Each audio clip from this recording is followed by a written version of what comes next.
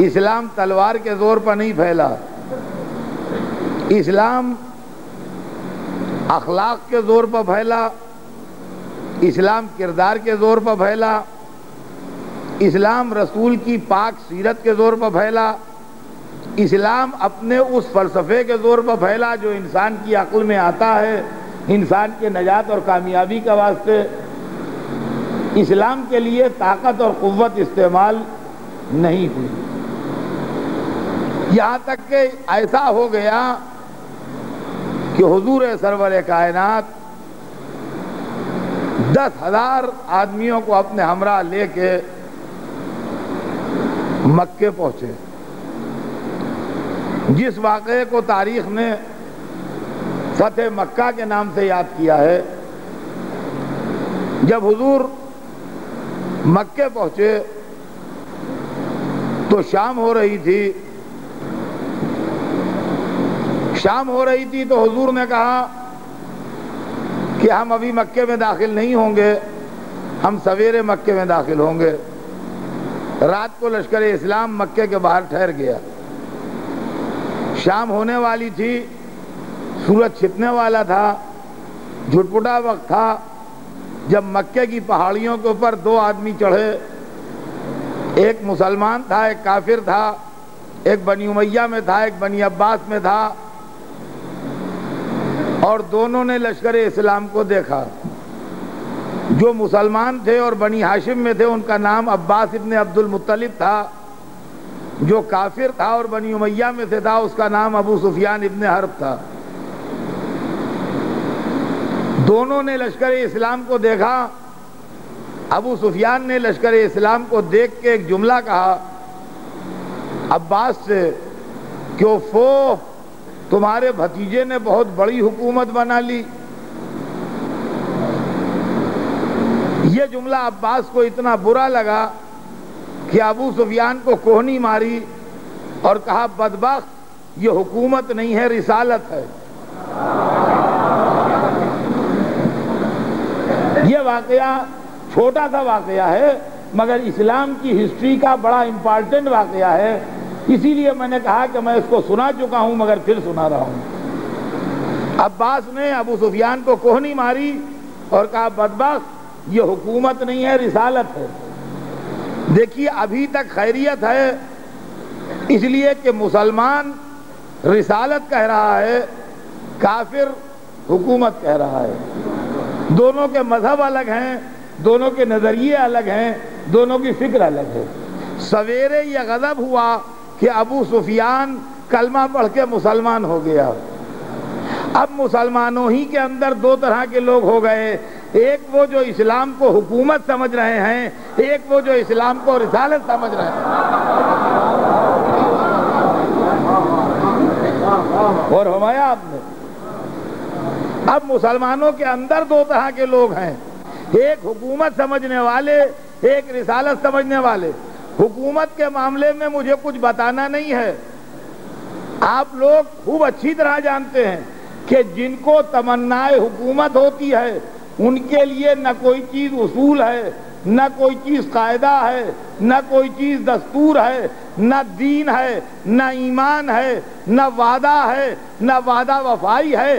جس طرح پاور ملے حاصل کرو، پاور کیپچر کرو جس طرح سے بھی ہو سکے۔ حکومت کی ہسٹری یہ رہی ہے کہ انسان جب تخت شاہی کے لیے دوڑتا ہے تو وہ یہ نہیں سوچتا کہ اس کے بھائی کا سینہ پامال ہو رہا ہے، یا اس کا وطن پامال ہو رہا ہے، یا اس کا مذہب پامال ہو رہا ہے، یا اس کے تعلقات پامال ہو رہے ہیں۔ اگر پہنچ گیا تو کامیاب ہے، اگر نہیں پہنچا تو ناکام ہے۔ معلوم ہوا جب سے دنیا نے ہوش سنبھالا ہے، جب سے حکومت حاصل کرنے کے لیے جد و جہد جاری ہے، اور اس کے اندر کوئی صحیح غلط کا فارمولہ نہیں ہے، جس طرح مل جائے اس طرح صحیح۔ عزیزان گرامی، اسلام کی تاریخ کی بدنصیبی یہ ہے کہ اسلام کے اندر وہ لوگ شامل ہو گئے جو اسلام کو حکومت سمجھتے تھے۔ جب اسلام میں وہ شامل ہو گئے جو اسلام کو حکومت سمجھتے تھے، تو اب ان کے لیے نہ شرع کچھ تھی، نہ قرآن کچھ تھا، نہ واجب کچھ تھا، نہ حرام کچھ تھا۔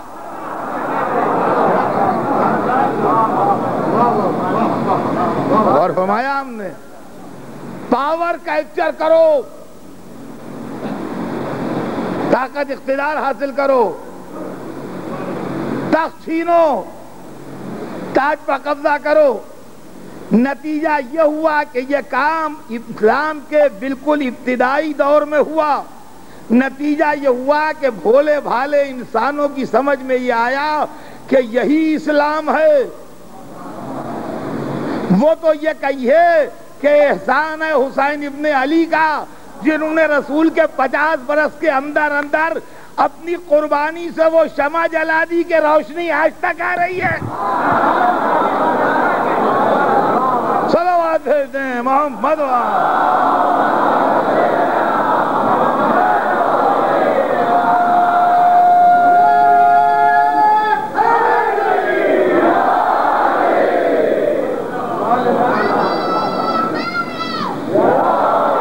اب سنیے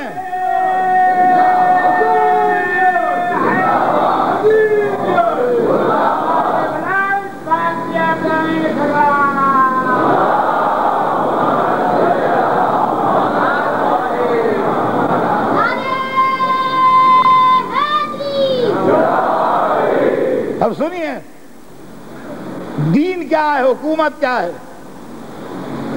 اللہ کو ماننے کا نام دین ہے، رسول کی اطاعت کرنے کا نام دین ہے، سچ بولنے کا نام دین ہے، پڑوسی کی مدد کرنے کا نام دین ہے، انسانوں کی نصرت کرنے کا نام دین ہے، غریبوں کو سپورٹ کرنے کا نام دین ہے، کمزوروں کو سہارا دینے کا نام دین ہے، بالکل کمزور اور بے وقت انسانوں کے مرتبے کو بڑھانے کا نام دین ہے۔ دین جو ہے وہ انسانیت کے وقار کو بلند کرتا ہے۔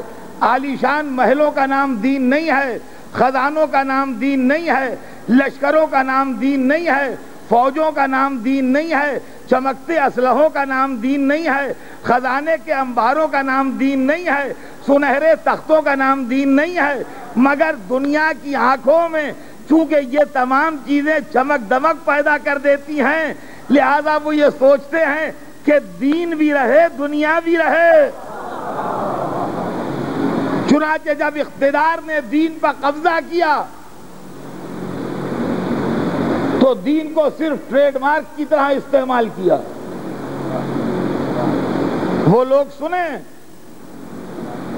چاہے ان کا کوئی مذہب کیوں نہ ہو،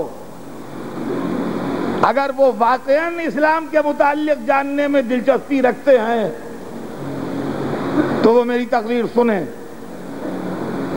اور اگر سیاسی مقاصد کے لیے مذہب کا کارڈ کھیلتے ہیں تو ان کے آگے سر بھی کاٹ کے رکھ دوں تو ان کی سمجھ میں نہ آئے گا۔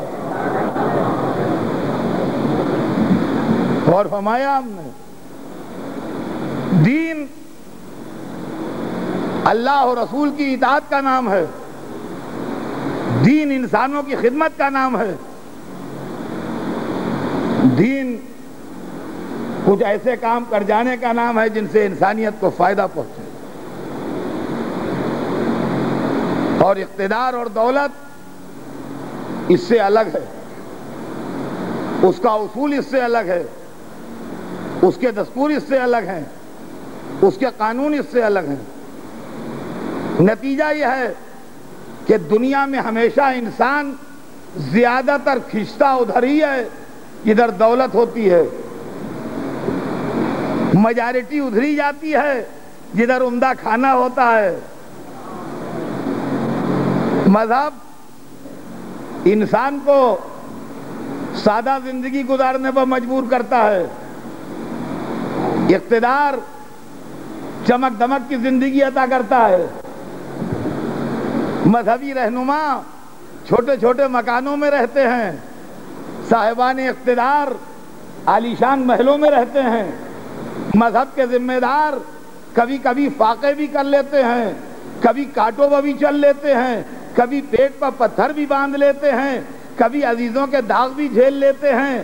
یہ سب مذہب کا راستہ ہے، اور اقتدار والے قتل کر کے مسکراتے ہیں، اپنی مصلحتوں پر شہروں کو خون سے دھوتے ہیں. یہ حکومت کا مزاج ہے. اسلام کے اندر رسول اللہ کے تھوڑے دنوں کے اندر جو منظر دیکھنے میں آیا وہ یہ تھا کہ اقتدار، دولت، سلطنت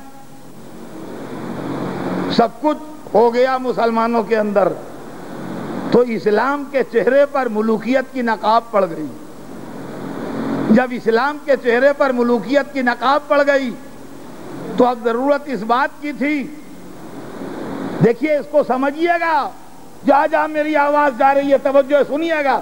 مذہب نے یہ نہیں کہا ہے کہ ہم انسان کو اس راستے پر چلائیں گے یا اس راستے پر چلائیں گے. قرآن کا کلیئر ورڈنگ یہ ہے کہ قد تبین الرشد من الغی، گمراہی کے راستے کو ہدایت کے راستے سے الگ کر کے بتایا جا چکا. راستے دکھانا مذہب کا کام ہے، چلانا مذہب کا کام نہیں ہے. آج جو لوگ پوچھتے ہیں کہ حسین کی شہادت کے بعد دنیا میں گمراہی کیوں رہ گئی، ہم کہتے ہیں محمد عربی کے آنے کے بعد دنیا میں گمراہی کیوں رہ گئی.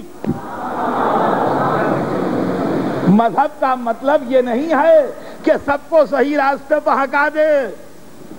مذہب کا مطلب یہ ہے کہ راستے بنا کے دکھا دے. جس کا دل چاہے نیکی کے راستے پر چلے، جس کا دل چاہے بدی کے راستے پر چلے. کربلا اسی لیے عظیم کارنامہ ہے. سنیے، جب مسلمان کھچڑی ہو گئے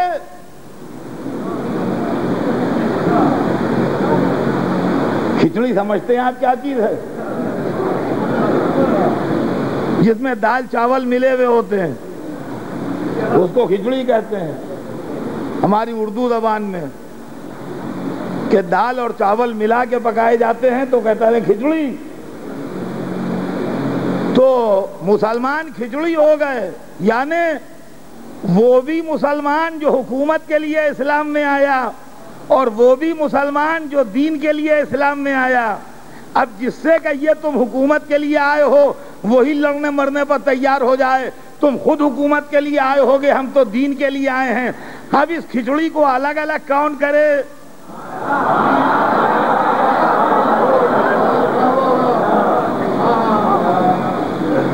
اس کھچڑی کو الگ الگ کون کرے؟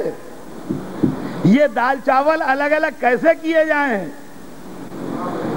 کہ یہ حکومت والے ہیں، یہ دین والے ہیں، یہ مذہب والے ہیں، یہ سلطنت والے ہیں؟ کوئی اصول تو ہونا چاہیے. تو کسی کے بس میں نہیں تھا کہ حکومت والوں کو الگ کر دے، سلطنت والوں کو الگ کر کے مذہب والوں کو الگ کر دے. کربلا اسی لیے اہم ہے کہ کربلا نے دونوں کو الگ کر دیا.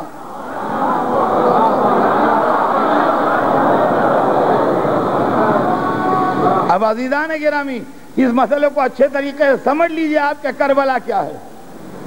حسین نے اسی لیے مدینے میں لڑائی نہیں لڑی، مکے میں لڑائی نہیں لڑی، راستے میں لڑائی نہیں لڑی، کربلا کے میدان میں بلایا. کہو میرے پاس سب کچھ ہے، دین ہے، ایمان ہے، علم ہے، خاندان ہے، وراثت رسول ہے، اپنا ذاتی کیریکٹر ہے، اپنے بزرگوں کا کیریکٹر ہے، عصمت ہے، طہارت ہے، ولایت ہے، علم ہے، امامت ہے، سب کچھ ہے. مگر ایک چیز حسین کے پاس نہیں تھی، حکومت. ہم آپ کوئی نہیں کہتے کہ امام حسین بادشاہ تھے، حکومت ان کے پاس نہیں تھی. یزید کے پاس کیا تھا؟ نہ علم تھا، نہ خاندان تھا، نہ بیک گراؤنڈ تھا، نہ بزرگوں کی خدمتیں تھیں، نہ ذاتی کیریکٹر تھا. مگر ایک شے تھی، وہ بادشاہ تھا. یزید بادشاہ تھا، یہ سب مانتے ہیں. تو حسین نے کربلا میں بلا کے دونوں کو الگ کر دیا. کہا جو دین والے ہیں وہ ادھر آ جائیں، جو حکومت والے ہیں وہ ادھر.